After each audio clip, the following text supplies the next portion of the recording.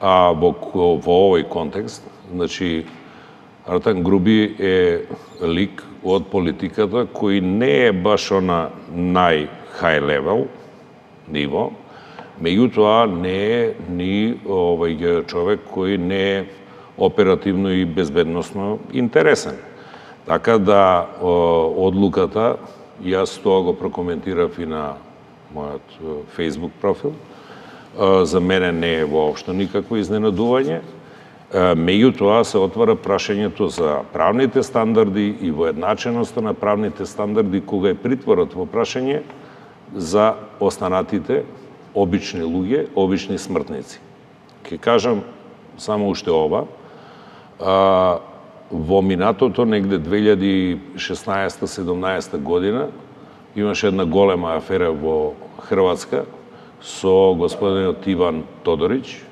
Тоа е аферата Агрокор, мислам. Агрокор. И господинот избега во Лондон. Судот во Лондон, тогаш Британија беше дел од Европската Унија, постапуваше по европски налог за апсење и му определи куќен притвор во неговиот стан во Лондон со обврска 3 пати неделно да се јавува во полицијата и најдосно до 21 часот да биде во својот дом. Што значи, ова што се случува со господинот Артан Груби не е непознато, значи, и за други правни системи и веројатно постои основ за оваа работа и можам само да кажам дека луѓето кои биле инволвирани во оваа работа можеби малце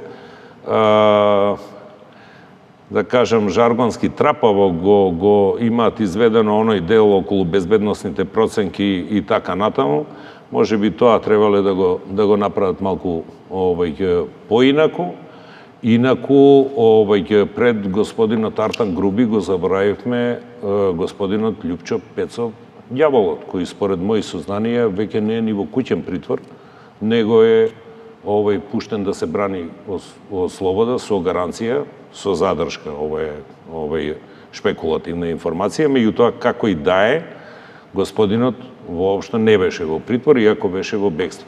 Така да може овде да зборуваме, значи, за различен пристап и стандарди, но истите не се непознати и во други правни системи. Да.